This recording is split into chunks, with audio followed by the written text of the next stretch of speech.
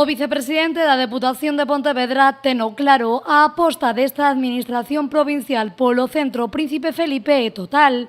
Para isto non hai máis que ver as cifras. O sea, a Diputación non vai a reparar en gastos.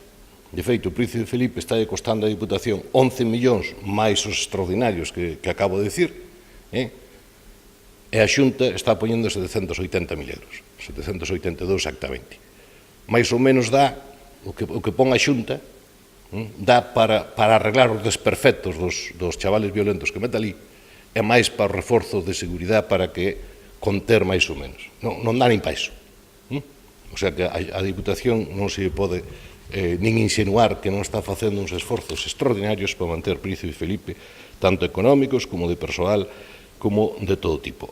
O que tamén teñen claro dende a Deputación é que non van a permitir que o bo traballo que realizan os profesionais do Príncipe Felipe se veña abaixo por 5 ou 6 mozos conflictivos. Por iso non van a continuar co convenio actual que teñen coa Xunta.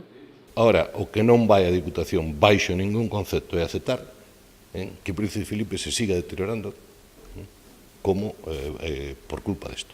Aí hai chavales, hai menores que é a nosa responsabilidade que salgan adiante e intentar sacalos adiante sin reparar en medios, rapaces que pola vida, pois, bueno, súas familias levounos a que non poidan atendelos, que non teñen outro mal, nin cometeron ningún outro delito ou infracción, que esa é poñer en risco tanto os traballadores de ali como, sobre todo, os nenos que están ali. Dende a Deputación queren mellorar e potenciar Príncipe Felipe e os seus preto de 220 alumnos.